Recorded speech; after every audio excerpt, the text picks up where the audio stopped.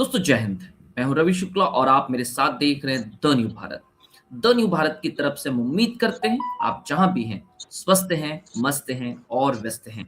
आज बुधवार की शाम हम लेकर आते हैं टीएनबी महाभारत कथा कौशलम ट्रस्ट और द न्यू भारत की तरफ से। इस व्याख्यान वैचारिक श्रृंखला का पिछले 43 43 एपिसोड से संचालन हो रहा है, प्रसारण हो रहा है। और श्रीमती लीना मेहंदले जी, जो कि महाराष्ट्र की, भारत देश की बहुत जिम्मेदार और सशक्त प्रशासिका रह चुकी हैं, वे समाज सेवा के अंतर्गत, संस्कृति सेवा के अंतर्गत पिछले कई वर्षों से महाभारत, सनातन और देश को, देश की भावी पीढ़ी को मूल्य देने का कार्य कर रही हैं। उनके साथ हमारे साथ जुड़ते हैं मधुकर सिधय जी, जो कि बहुत ही कुशल शंखवादक हैं। और आज के इस कार्यक्रम में नई कहानी, नए प्रसंग के साथ में हम एक बार फिर प्रवेश कर रहे हैं। तो आइए आप सभी के स्वागत के साथ में बिना किसी देरी के हम प्रवेश करते हैं और शंखनाद के लिए सीधे आमंत्रित करते हैं आदरणीय सिधय जी को। सर, स्वागत है आपका। रवि जी, लीना जी और सभी श्रोताओं को मेरा नमस्ते। नमस्ते। पहले प्रार्थना होगी, बाद में शंखनाद होगा। और आज का श्लोक है महाभारत गीता के पहले अध्याय में जो शंख के बारे में श्लोक है। पांचजन्य ऋषिकेशो देवदत्त धनंजया पौड्रम दद्मो महाशंखम भीम कर्मा वृकोदरा अनंत विजयम राजा कुंती पुत्रो युधिष्ठिरा नकुल सहदेवेश सुघोषमणि पुष्पको। ये श्लोक बजाओ। पहले प्रार्थना। शंखादौ चंद्र दैवत्यम कुक्षो वरुण देवता पृष्ठे प्रजापतिश्चैव अग्रे गंगा सरस्वती त्रैलोक्ये यानि तीर्थानि वासुदेवस्य चान्यया शंखे तिष्ठन्ति विप्रेन्द्र तस्मात् शंख प्रपूजयेत् त्वं पुरा सागरोत्पन्नो विष्णुनां विधृतकरे नमितः सर्वदेवेश पांचजन्य नमोस्तुते। ओम पांचजन्याय विद्महे पावमानाय धीमहि तन्नः शंख प्रचोदयात्। ओम शंखाय नमः।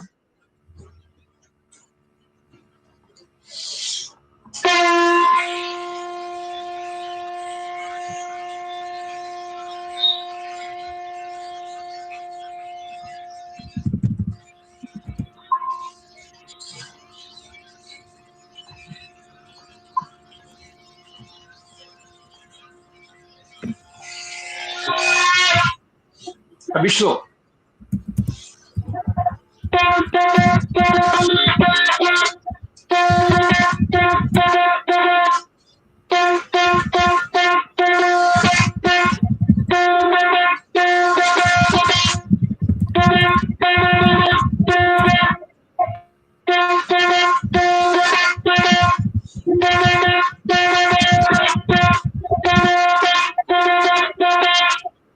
धन्यवाद।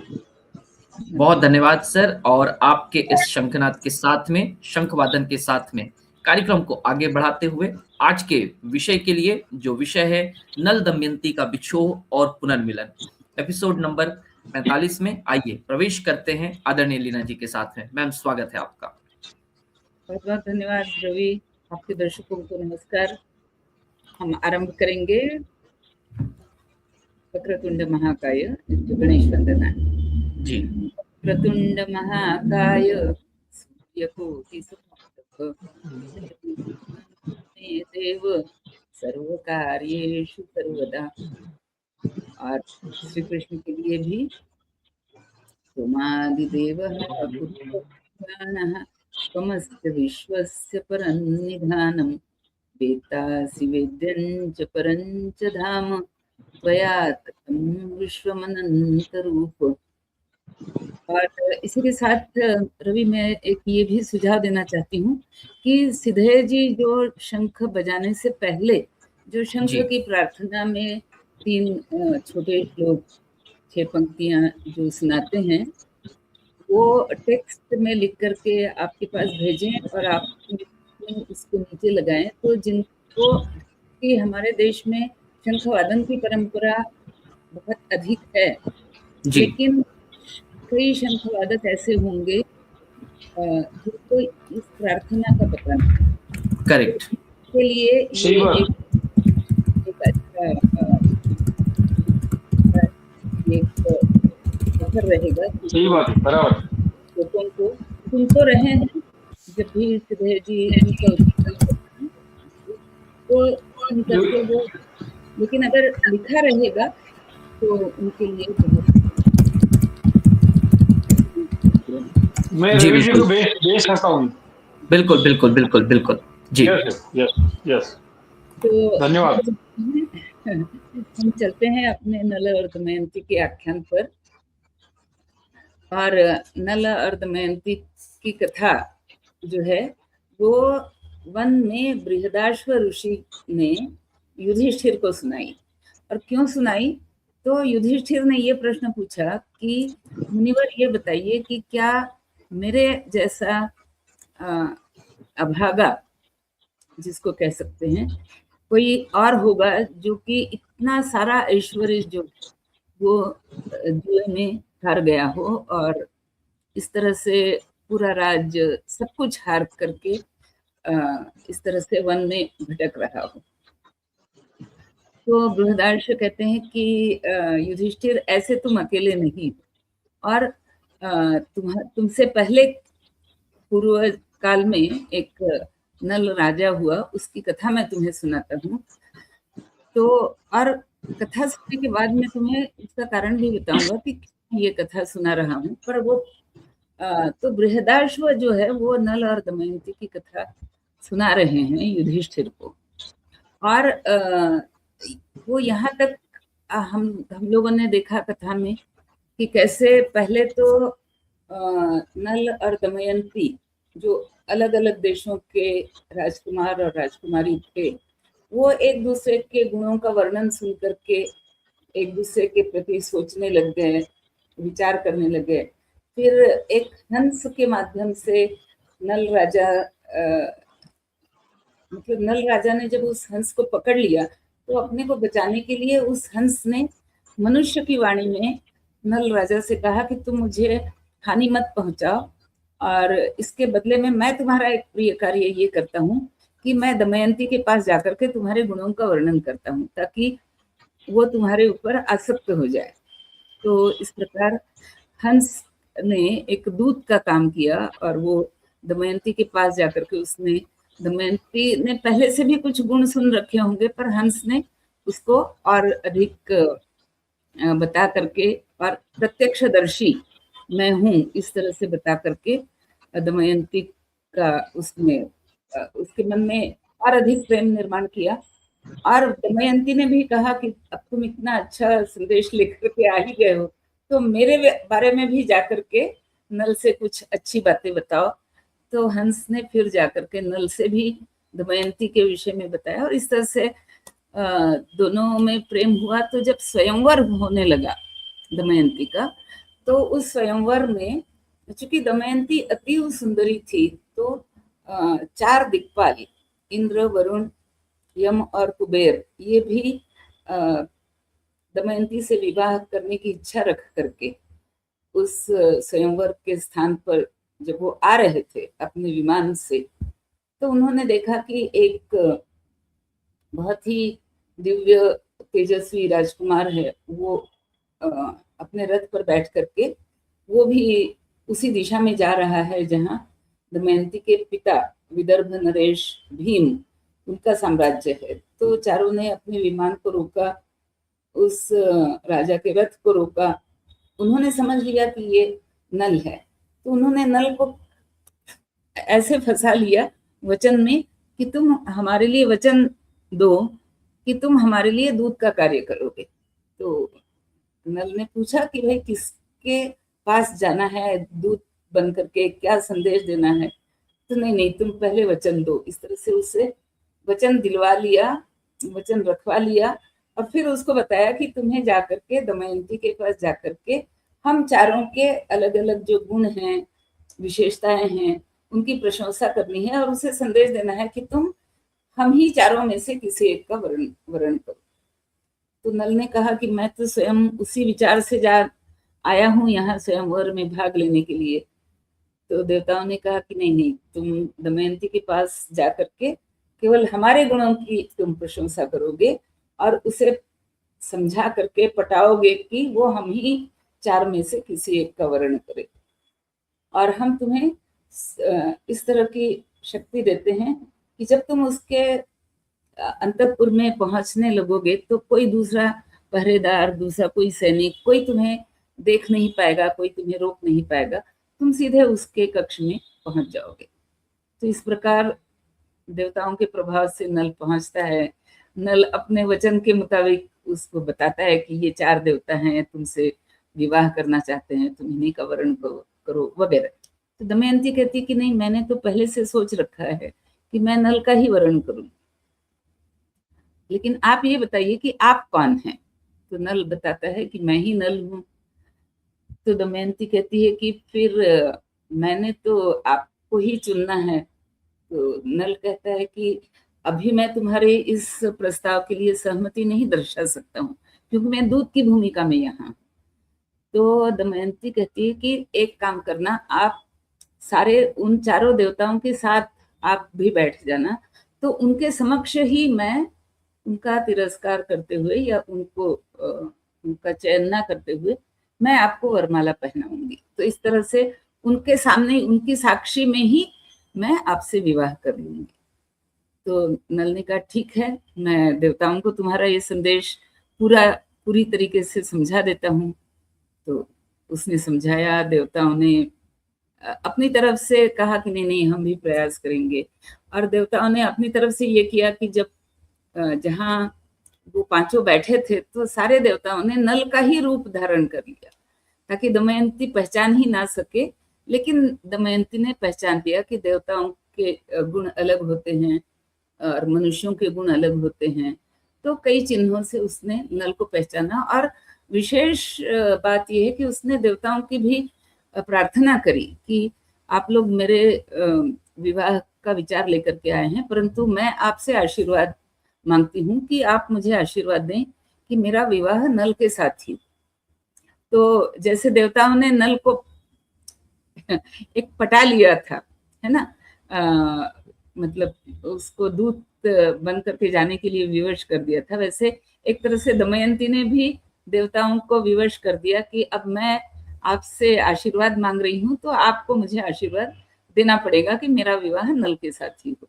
तो खैर फिर सारे देवता अपने अपने रूप में आ गए और उनके सामने ही दमयंती ने नल का वरण किया और देवता वापस चले गए। लेकिन जब देवता जाने लगे तो देखा कि बीच में कलियुग जो है वो मनुष्य के वेश में था। और उसने कहा कि मैं दमयंती से विवाह करने की इच्छा रख करके उसके स्वयंवर में जा रहा हूँ।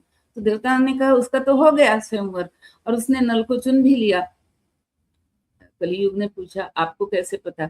हम थे उसी स्वयंवर में और हमें ठुकरा करके दमयंती ने उसके साथ विवाह किया है। तो कलियुग को बड़ा क्रोध आया। उसने कहा कि ये तो महामूर्ख मानुषी है जो देवताओं को ठुकरा करके वो एक मनुष्य को वो उसने स्वयंवर में चुना है। तो उसके लिए मैं उसको अवश्य, उसे और नल को मैं अवश्य दंडित करूंगा। तो देवताओं ने उसको बड़ा समझाया, लेकिन कलियुग नहीं माना। उसने ठान लिया कि मुझे अब नल और दमयंती को सताना है। तो सताने का सबसे अच्छा तरीका क्या? तो वो कलियुग जो है वो नल का चचेरा भाई था पुष्कर, उसके हृदय में प्रवेश कर गया, उसे द्यूत विद्या का समझा दिया रहस्य, और उसे प्रेरित किया कि वो नल को ललकारे द्यूत के लिए। तो जैसे दुर्योधन ने या शकुनी ने ललकारा था युधिष्ठिर को, उसी प्रकार से पुष्कर ने भी नल को ललकारा। और जिस कारण से युधिष्ठिर ने मना नहीं किया, अब युधिष्ठिर के सामने तो 2 कारण थे। एक कारण तो ये था कि भाई अगर कोई आवाहन करे दूत के लिए तो उसको मना नहीं किया जा सकता, पर दूसरा कारण ये भी था कि ये धृतराष्ट्र की आज्ञा भी थी कि तुम इस क्रीड़ा उत्सव में भाग लो, मनोरंजन करो, सबका मनोरंजन हो, तुम दूत खेलो इत्यादि। तो लेकिन नल के साथ ऐसी बात नहीं थी। नल पूरी तरह से इस भाव से दूत खेलने को आ गया कि भाई दूत के आग्रह को, दूत के आमंत्रण को ठुकराया नहीं जा सकता। तो ये जो भी मान्यता रही होगी, वो मान्यता कितनी गलत थी इसका वर्णन तो महाभारत में कृष्ण ही करते हैं कि ये मान्यता गलत है और इस मान्यता को भी हटाना चाहिए, मिटा देना चाहिए। और मैं अगर तुम्हारी जगह होता युधिष्ठिर तो मैं ये नहीं करता। एक तरह से कृष्ण ने अपना निर्णय भी दे दिया द्यूत के विषय में। लेकिन नल के समय तो कोई ऐसा निर्णय देने वाला था नहीं।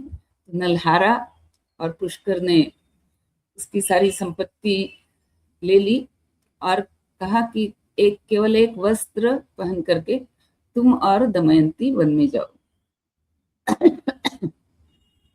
और मजे की बात ये कि जैसे शकुनी ने युधिष्ठिर को उकसाया था कि तुम द्रौपदी को दांव पर लगाओ, वैसे ही पुष्कर ने भी प्रयास किया था कि वो नल को उकसा रहा था कि तुम सारी संपत्ति हार गए हो, सब कुछ हार गए हो, लेकिन एक दांव तुम अभी भी खेल सकते हो, क्योंकि तुम दमयंती को दांव पर लगाओ और अगर उस दांव में तुम जीत जाते हो तो तुम्हारा सारा धन वैभव तुम्हें वापस मिल सकता है।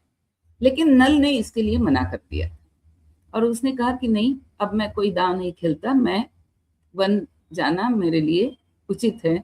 तो वन में नल और दमयंती दोनों गए और पुष्कर ने ये भी एक मुनादी पिटवा दी, सब जगह एक डंका पिटवा दिया कि जो भी व्यक्ति नल और दमयंती की कोई भी सहायता अगर करे तो उसको मेरे द्वारा उसका वध किया जाएगा। तो इस डर से नल के राज्य के जितने भी लोग थे, जितने भी उसको चाहने वाले थे, लेकिन और चाहने वाले इस तरह से चाहने वाले थे कि दूध खेलने से पहले वो नल को मना भी कर रहे थे कि आप इनके साथ दूध मत खेलो। लेकिन जब नल हार गया और पुष्कर ने ये घोषणा करा दी तो फिर सारे पूर्ववासी भी पीछे हट गए और नल और दमयंती को वन में जाना पड़ा। वन में उनके खाने का कोई प्रबंध नहीं था, भूखे रहते थे, फल फूल खा लेते, मतलब फल कंद यही खाते थे।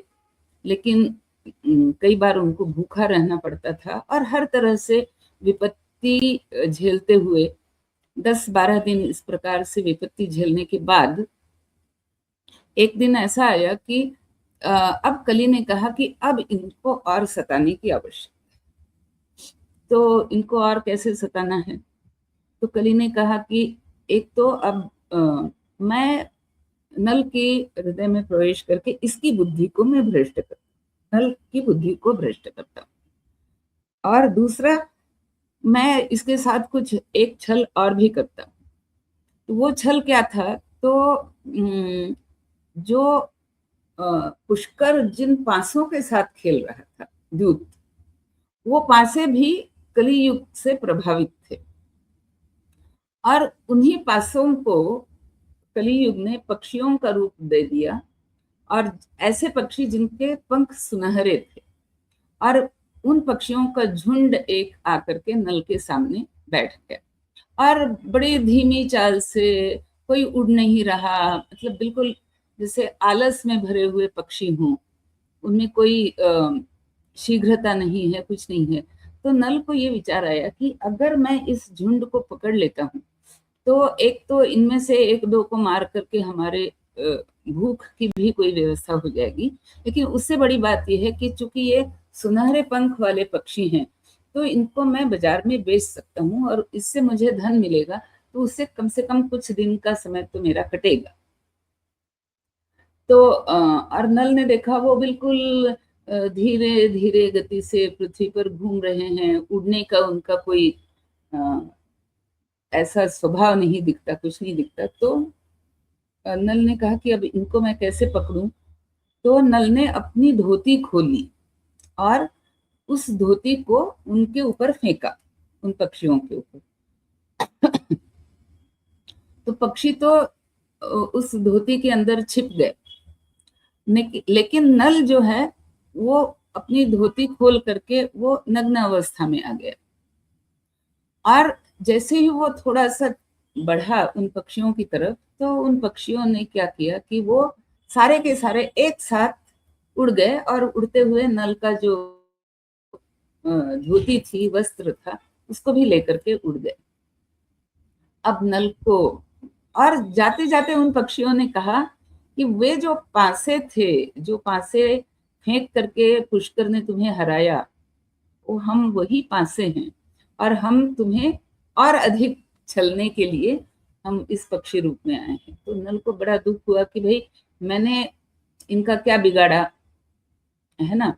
और ऐसे तो हम कहते हैं कि पासे तो जड़ होते हैं, हम हम मतलब जीवित प्राणी हैं, पासे जड़ होते हैं। तो ये जड़ होते हुए भी ये जीवित व्यक्तियों की तरह, जीवित पक्षियों की तरह ये रूप अपना पलट रहे हैं, और मुझे तो कई तरह से नल को बड़ा दुख होने लगा। लेकिन उसे ये नहीं समझ में आ रहा है कि ये सारा मेरे साथ क्यों हो रहा है। खैर, अब वो अब क्या हो रहा है कि चूंकि नल की धोती भी छीनी जा चुकी है, तो नल और दमयंती एक ही धोती को दोनों इकट्ठा लपेट करके वो चलते हुए निकलते हैं, और कई सारे कष्ट उठाते हुए, कई पहाड़ों को लांघते हुए, कई नदियों को लांघते हुए, वनों को लांघते हुए वो जा रहे हैं, थक रहे हैं, भूख प्यास से विभल हो रहे हैं। तो ऐसे में एक जगह कहीं पर धर्मशाला सी बनी हुई है जहां पर निवासियों के रहने की व्यवस्था हो सकती है। तो वहां पहुंच करके नल और दमयंती थोड़ा विश्राम करने की सोचते हैं, और बहुत अधिक थके होने के कारण वे दोनों सो जाते हैं। दमयंती भी सो जाती है और नल भी सो जाता है। और चूंकि वहां दूसरा कोई है नहीं, तो नल जो है वो विवस्त्र अवस्था में ही सो रहा है। लेकिन चूंकि वो बहुत अधिक चिंतित है और अपनी वस्त्रहीन अवस्था के कारण भी वो बहुत दुखी है, तो वो उठ जाता है जल्दी से, और फिर उसे नींद नहीं आती है, और वो बहुत विचार करता है। और वो पहले भी दमयंती को 2-4 बार बता चुका है, वो रास्ता दिखा चुका है कि देखो इस दिशा में अगर तुम चलती जाओ तो तुम अंततः तुम्हें ये देश मिलेंगे, और फिर तुम अंततः विदर्भ नरेश के पास पहुंच जाओगी। या वो दूसरे किसी राजा का नाम लेकर के कहता है कि वो तुम्हारे पिता का सखा है, तो तुम उसके पास पहुंच करके आश्रय ले लो, और फिर तुम अपने पिता के यहाँ चली जाओ।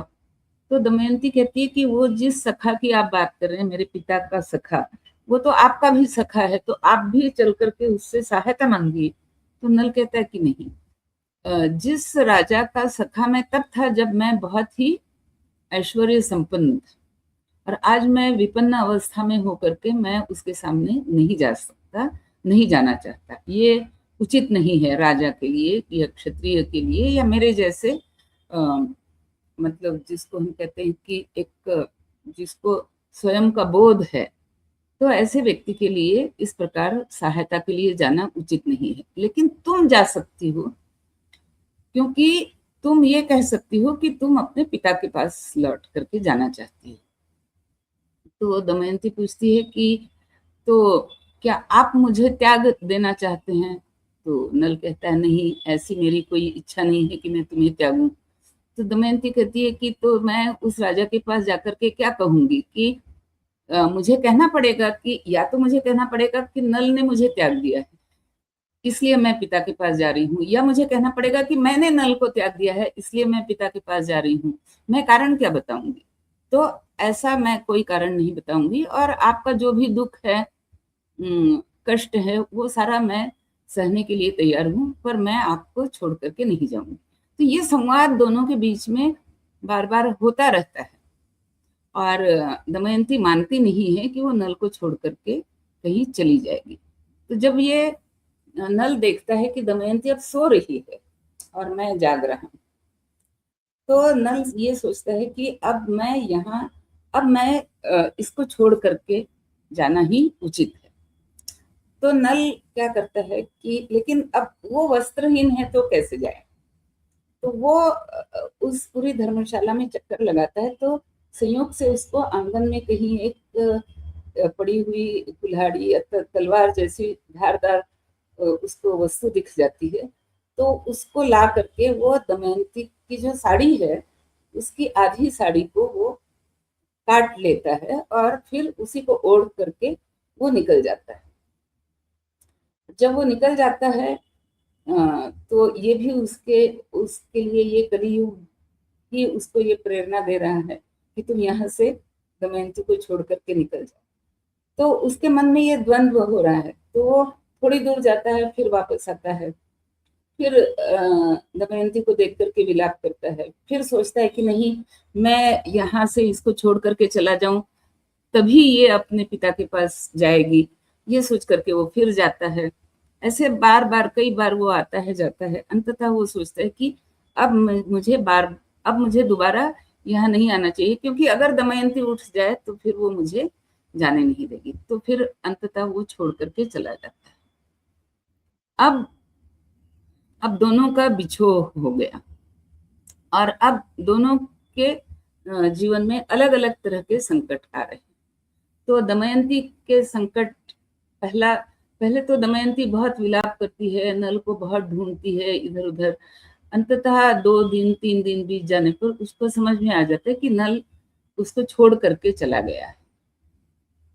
तो वो फिर भी वो विलाप करती हुई वो जा रही है, तो एक जगह पर एक अजगर उसको पकड़ लेता है। तो जब वो अजगर उसको अब खाने के लिए तैयार है, तो वो जो विलाप जो कर रही थी, जो मन ही मन विलाप कर रही थी, तो वो बहुत प्रकट रूप से, मुखर रूप से और बचाओ बचाओ की पुकार, बचाने की पुकार भी वो नल के लिए ही लगा रही थी कि तुम जहां कहीं हो आकर के मुझे बचा लो। तो उसकी पुकार को एक शिकारी व्याध उसको सुनता है, वो आता है, फिर वो अजगर को मारता है, इसको बचा लेता है, उसे खाने के लिए भी कुछ देता है। और जैसे धीरे धीरे दमयंती जो है वो थोड़ी स्वस्थ जब हो जाती है, तब तक इस शिकारी के मन में उसके प्रति दुर्भावना आनी शुरू होती है। तो मतलब देखिए कि एक ये मानवीय पहलू का वर्णन यहाँ पर करते हैं बृहदारण्यक, कि जब वो देखता है कि कोई संकट में कोई महिला घिरी हुई है, तो सबसे पहले जाकर के उसको संकट से छुड़ाता है। वो देखता है ये भूखी है, तो उसके लिए भोजन का भी प्रबंध कर देता है। लेकिन जब धीरे धीरे थोड़ी देर वो और रह लेता है, तो अब उसके मन में उसके प्रति दुर्भावना जागती है। तो वो कई तरह से दमयंती को समझाता है कि नहीं, अब तुम कौन हो, नल तुम्हें छोड़ चुका है, अच्छा तुम किसी राजा की बेटी हो, कोई बात नहीं, तुम मेरे घर रह लो वगैरह। तो दमयंती को समझ में आता है कि ये मेरे प्रति बहुत ही दुर्भावना रखता है। तो फिर दमयंती उसको शाप देती है और कहती है कि यदि मैंने जीवन में नल के सिवा किसी और का चिंतन नहीं किया, ये अगर मैं सत्य कह रही हूँ, तो मेरी इस सत्य वचन के कारण तुम्हारा विनाश होगा। तो जैसे ही दमयंती के मुंह से ये वाक्य निकलता है, वैसे ही एक अग्नि प्रज्वलित होती है और वो शिकारी जो है उसमें भस्म होकर के मर जाता है। तो मरते समय वो दमयंती को कहता है कि मैंने तुम्हारी प्राणों की रक्षा की, मैंने तुम्हें भूख से बचाया और तुमने मुझे उसका इस तरह से इसका प्रतिफल दिया। तो दमयंती कहती है नहीं, तुमने जो मुझे बचाया उस उपकार का मुझे स्मरण है, तुमने जो मुझे भोजन दिया उस उपकार का स्मरण है, लेकिन जो दुर्भावना जो तुमने मेरे प्रति रखी उसका मूल्य कहीं और अधिक है। जो भी तुमने उपकार किए उनका पुण्य तो तभी नष्ट हो गया जब तुमने मेरे प्रति मन में दुर्भावना रखी। तो जब इस प्रकार दुर्भावना तुम्हारे मन में जब उठी, तो फिर मेरे लिए तुम्हारे प्रति कृतज्ञता रखने का कोई कारण नहीं बनता है। तो इसलिए जो भी मैंने किया, तुम्हें शाप दिया, तुम्हें भस्म किया, इसको कृतज्ञता नहीं कहा जा सकता है। तुम्हारा उपकार अलग है, लेकिन जो दुर्भावना है, उस दुर्भावना ने तुम्हारे उपकार को इतना अधिक नीचे गिरा दिया कि मैं भी अब उस उपकार को मानने के लिए बाध्य नहीं हूं।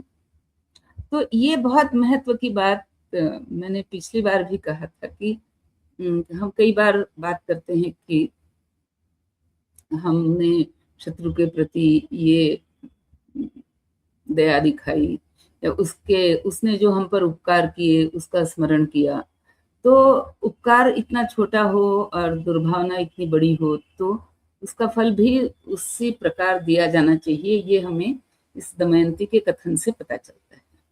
तो फिर अब एक संकट तो दूर हुआ, लेकिन जितना अधिक दमयंती वनों के अंदर जा रही है उतना वो अधिक कहीं जंगली जानवर हैं, कहीं कुछ है, तो किसी तरह से वो गुफाओं में छिपती हुई जो कुछ मिल जाए वो खा रही है, नदी का पानी है वो पी रही है।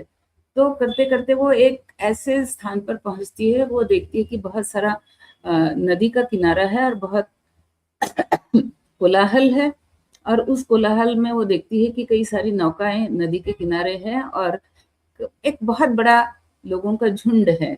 उसमें हर तरह के लोग हैं, कोई धनी है, कोई सेवक है, कोई चाकरी करने वाला है ना, कोई भिखमंगे की तरह दिखने वाला है। और दमयंती खुद भी बहुत ही चले कपड़ों में धूल से सनी हुई, बहुत क्रूप सी दिखने वाली। तो दमयंती उनके उस दल में वो उनके साथ वो घुस जाती है उस भीड़ में, और उनके साथ नदी भी पार कर लेते हैं। और फिर वो धीरे धीरे जब पता करती है तो उसे पता चलता है कि ये एक व्यापारियों का झुंड है जो किसी दूसरे देश में व्यापार करने के लिए अपने सदल बल वो जा रहा है।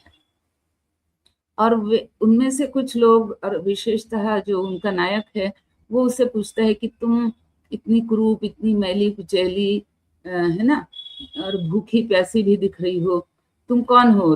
क्या तुम कोई राक्षसी पिशाचिनी इस तरह से हो? तो कहती नहीं नहीं, मैं भी मानवी हूँ, और आप मुझे अगर थोड़ा खाना दे सकें। तो इस तरह से वो मतलब वो भीड़ में एक प्रकार से वो सुरक्षित हो जाती है। लेकिन जैसे ही वो दल अब आगे जा रहा है तो 2-3 दिनों के बाद ही उस दल पे ये संकट आ जाता है कि और ये भी कली का कराया हुआ है कि एक बहुत बड़ा जंगली हाथियों का झुंड उस दल पर आक्रमण कर देता है, और उस दल के प्राणियों को वो सारा हाथियों का दल जो है वो उन्हें पैर से कुचलने मारने में लग जाता है। तो जहां जिसको जगह मिली वो वहां जाकर के छिपता है। तो दमयंती भी ऐसे ही किसी जगह छिप जाती है। तो जब वो छिपी है तो वो दूसरे लोगों की बात सुनती है, आपस में वो बात कर रहे हैं कि वो हो न हो वो जो महिला थी वो कोई पिशाची, कोई राक्षसी ही थी, और उसी के बुरे प्रभाव के कारण हम पर ये हाथियों का झुंड टूट पड़ा है। तो पहला काम ये करना है कि जब हम कभी बच निकलेंगे, यदि बच निकले तो अगर वो कहीं दिखे तो उसको मार डालना है। तो अब दमयंती को समझ में आता है कि अब अगर वो बच भी जाती है तो वो इनके पास दोबारा नहीं जा सकती है। लेकिन किसी तरह से वो अब वो भी सारे बेचारे हाथियों के मारे हुए हैं। तो 2-3 दिनों के बाद एक थोड़ा सा छोटा सा समूह बचता है जो बच गया है। तो वो उनके साथ साथ दमयंती भी उनके साथ जाती है, और वे लोग किसी तरह से गिरते पड़ते बगल में एक राजा है वहां पर वो शरण लेते हैं। और जैसे ही वो वहां पहुंचती है, एक नगर देखती है दमयंती, तो अब वो सोचती कि अब अगर मैं इनके साथ रही तो इन्होंने पहले से ही सोच रखा है कि मुझे पिशाचिनी कहेंगे, राक्षसी कहेंगे और मार डालेंगे। और अब तो ये नगर में आ गए हैं तो नगर में भी इस बात को फैला सकते हैं कि मैं अपने साथ दुर्भाग्य को लेकर के चलती हूँ, क्योंकि इनका यही सोचना है कि मैं दुर्भाग्य को लेकर के आई तो इनको हाथियों ने मारा। तो फिर दमयंती वहां से अलग हो जाती है। लेकिन अब उसका यहाँ पर अब उसका थोड़ा सा भाग्य जो है वो पलटना शुरू होता है कि उसे जब छोटे बच्चे उसके रूप को देख करके या उसकी कुरूपता या उसकी मलिनता को देख करके उसको चिढ़ा रहे हैं, तो वहां पर चेदी राज की जो राजमाता है वो ऊंची अट्टालिका से देखती है कि किसी महिला को बच्चे बिना कारण ही छेड़ रहे हैं। तो वो अपने सेवकों को, दासियों को भेज करके उसको बुलवा लेती है और पूछती है तुम कौन हो, क्या हो। तो पहले तो दमयंती अपने विषय में बहुत कुछ नहीं बताती, दुखी होने का या पागल होने का नाटक करती है। पर जब उसको नहलाया जाता है, उसको खाना दिया जाता है, सब कुछ दिया जाता है, तो वो जो राजमाता है वो उसके रूप को देख करके बड़ा अचंभित होती और उसे पूछती है कि तुम सच सच बताओ कौन हो। तो दमयंती उसे सारी बातें बताती है। तो फिर वो राजमाता पूछती है, तो क्या मैं तुम्हारे लिए व्यवस्था करूं कि तुम अपने पिता के पास जा सको? तो अ, वो कहती है कि जब तक मुझे ये ना पता चले कि पिता मुझे अपनाएंगे, मेरा स्वीकार करेंगे, तब तक मैं पिता के पास नहीं जाना चाहती। लेकिन अब मैं थोड़ा सा रवि, आपकी अनुमति से मैं इस कथा को थोड़ा सा कट शॉर्ट करती हूँ, थोड़ा संक्षेप में इसको मैं बताती हूँ कि अंततः जी मैम। उसको वो तो अपने पिता के पास पहुंच जाती है। और पिता के पास कैसे पहुंचती है? तो सुदेव नाम का एक ब्राह्मण है, उसके पिता ने और उसकी माता ने कई सारे ब्राह्मण भेज रखे हैं नल और दमयंती को खोजने के लिए। उसी में से एक सुदेव नाम का ब्राह्मण है, जो कि दमयंती के भाई का सखा भी है। वो घूमते घामते जब चेदी राज के यहाँ पहुंचता है और उसे पता चलता है कि यहाँ कोई एक नई स्त्री राजकुमारी की बहन, राजकुमारी की सखी बन करके रह रही है, तो उनसे कोई बहाना बना करके पहुंचता है, दमयंती को पहचानता है, दमयंती को बताता है सारी बातें और उसको रानी से, राजमाता से अनुमति लेकर के उसको लेकर के जाता है उसके पिता के पास। अब पिता के पास जाने के बाद अब उसकी माता जो कहती है कि हमें तो नल को ढूंढना है किसी भी तरह से, तो लेकिन वो कहती है कि अभी हमारी योजना पिता को नहीं बतानी है। तो दमयंती क्या करती है कि कई सारे ब्राह्मणों को दोबारा बुलाती है और कहती है कि तुम एक काम करो, एक मैं संदेश बताती हूँ, उसको तुम लोकगीत के रूप में गाते हुए चलो, और इसको सुन करके अगर कोई व्यक्ति व्यथित हो जाए, तुमसे बात करने लगे, तो उस व्यक्ति को तो तुम कुछ मत बताना, पर आकर के मुझे उसके बारे में बताना। वो लोकगीत क्या है? तो वो कहती है, वो लोकगीत इस प्रकार है कि हे निर्दयी राजा, तुम इतने बड़े राजा थे और मूर्खतावश जुए में सब कुछ हार गए, और फिर अपना वस्त्र जो है वो भी पंछियों के देह पर डाल करके उनको मौका दिया कि वो तुम्हारे वस्त्र को लेकर के उड़ जाएं। और इस प्रकार और फिर तीसरी मूर्खता तुमने ये की कि पत्नी को अकेला छोड़ करके तुम अकेले कहीं और निकल गए। तो इस प्रकार एक मूर्खता भरे राजा का वर्णन उस गीत में दमयंती कहती है कि तुम करो और सब जगह घूमो और देखो कि अगर कोई इस पर रिएक्ट करता है। मुझे लगता है कि इस कहानी को हम और आगे क्योंकि इस कहानी के कई रहस्य हैं, तो मैं चाहती हूँ कि इसको तीसरे भाग में भी हम इसी को आगे कंटिन्यू करें, क्योंकि नल की बात होगी, मिलन की बात होगी, घूमने के, तो अब परिवार को हम कथा नहीं निकलने परिवार को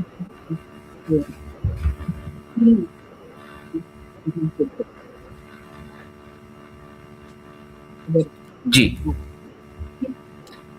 जी कथा जो है ये इसलिए आज के परिप्रेक्ष्य में भी इस कथा का महत्व ऐसा है कि आपको मैं बता दूं रवि कि ये जो पूरा सरस्वती नदी की जो खोज हो रही है हरियाणा, राजस्थान, दिल्ली, तो यहाँ पर एक गांव में एक टीला सा बना हुआ था, पड़ी थी, जिसको लोग नल का टीला बोलते थे। तो अब क्या होता है कि हमारे यहाँ जो ASI है, यानी आर्कियोलॉजिकल सर्वे ऑफ इंडिया, तो आर्कियोलॉजिकल सर्वे ऑफ इंडिया में वो कहते तो हैं आर्कियोलॉजिकल सर्वे, है ना, लेकिन उसमें जो अफसर नियुक्त होते हैं उन सारे पुराणों का, शास्त्रों का, इतिहास का, भूगोल का, जो ग्रंथों में वर्णित इतिहास भूगोल, उसका कोई नॉलेज उनको नहीं होता है, ना उनके लिए ये मतलब एक कहते हैं ना कि अर्हता होनी चाहिए, पात्रता होनी चाहिए ये उनके लिए पात्रता भी नहीं है घोषित। तो ऐसे आर्कियोलॉजिकल सर्वे में कभी कोई एक अधिकारी आ गया तो कहते अच्छा नल का टीला, नल की कथा तो मैंने सुन रखी है महाभारत की, तो इसको क्यों ना मैं थोड़ा सा यहाँ पर उत्खनन करूं। तो जो मोहनजोदाड़ो और हड़प्पा की हम बात करते हैं, जो 47 से पहले 1920 के करीब वहां पर खुदाई हुई, और खुदाई के बाद वो हिस्सा पाकिस्तान में चला गया। फिर वहां के बाद हमारे देश के अंदर, हमारी सीमा के अंदर कोई खुदाई अभी नहीं हुई थी। ऐसे समय में नल के टीले की खुदाई करके सबसे पहले प्रमाण थे कि यहाँ कभी न कभी यहाँ से सरस्वती नदी बहती थी। फिर आगे फिर आज जो हम बहुत सारे मतलब बहुत सारे हम कहते हैं कि इन जगहों पर उत्खनन हुए हैं, पांडवों के वहां पर प्रमाण मिलते हैं, वारनावत में मिलते हैं, इत्यादि इत्यादि। इसकी सबकी शुरुआत जो है वो नल के टीले से। तो वो नल दमयंती की कथा, जो कि युधिष्ठिर को ये कहा गया कि बहुत पुराने समय की ये कथा है, और वो युधिष्ठिर हमारे लिए आज बहुत ही पुराने समय का व्यक्तिमत्व है। लेकिन वो जो नल के टीले की कथा, जो लोक कथाओं में नल के टीले की कथा जो आज तक भी हमारे लोगों ने संजो करके रखी हुई थी अपने लोकगीतों में और लोक कथाओं में, उसके चलते संभव हुआ कि सरस्वती का जो अस्तित्व है उसके बारे में हमें इंफॉर्मेशन मिलने लगा भारत की। तो इसलिए हम नल दमयंती की कथा को संक्षेप में नहीं कर सकते, उसको विस्तार से तीसरे भाग में। जी मैम, बिल्कुल बिल्कुल, बहुत धन्यवाद मैम। जिस तरह से आपने आज की इस कथा में, जो कि नल दमयंती के बिछुओं और पुनर्मिलन से संबंधित है, और इस कथा को हम अगले कार्यक्रम में यानी अगले बुधवार को भी जारी रखेंगे, और इस कथा का महत्व क्यों जरूरी है वो भी आपने बताया, इस कथा को विस्तृत रूप से समझना क्यों जरूरी है ये भी आपने बताया। और मुझे लगता है कि जो लोग इसे सुन रहे हैं वे न सिर्फ इसके साथ में इसके संबंध को महाभारत के साथ जोड़ना और इसके प्रसंग के पीछे के उद्देश्य तक भी यकीनन पहुंच पाएंगे। मैं आपके और सिद्धेश जी के प्रति धन्यवाद ज्ञापित करता हूं कि आप दोनों अपना कीमती समय निकाल करके, हम आमतौर पे कहते हैं कि यदि हमारे पास देने के लिए कुछ है, सबसे कीमती उपहार है, तो वो सिर्फ समय होता है। और समय निकाल कर यह कार्यक्रम कितने लोग देखते हैं इससे फर्क नहीं पड़ता, लेकिन एक समाज के लिए, आने वाले भविष्य के लिए, आने वाली पीढ़ियों के लिए हम कुछ तैयार करके जा रहे हैं, इसका एक संतुष्टि का भाव हम सभी के साथ में है। तो आज के इस कार्यक्रम को यहीं पर रोकते हैं। अगले बुधवार को इसी विषय के साथ, इसी कथा के साथ दोबारा प्रवेश करेंगे, मुलाकात करेंगे। तब तक के लिए धन्यवाद। जय हिंद।